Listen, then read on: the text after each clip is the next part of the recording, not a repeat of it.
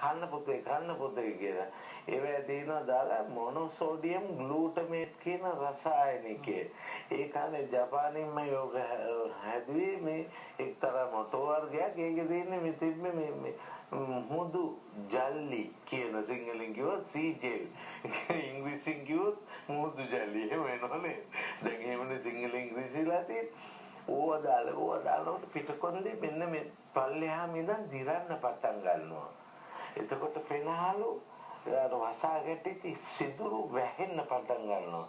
දරුවාට මිනිවල කපන්නේ අම්මා පොඩි කාලේ ඉඳන්.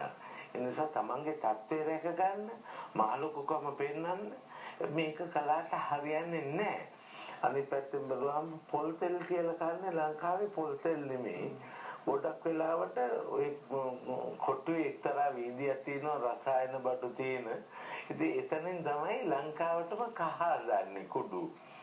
කහ හදන කුඩු කියන්නේ මේ සිවුරු වර්ණ ගන්නවන වැඩ් ඩයි කියන එකට ඩයි එකක් එනවා නෙප්තෝල් කියන මේ මෙටනිල් යෙලෝ කියන කුඩ.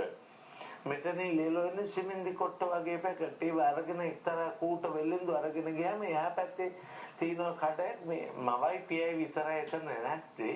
ඒතුළු ඔක්කොම සෝඳ වර්ග ගඳ ඔක්කොම තියෙනවා. ඉතින් මිරිස් එසන්ස් තියෙනවා. එතන තියෙනවා පොල් මේ කහ එසන්ස්.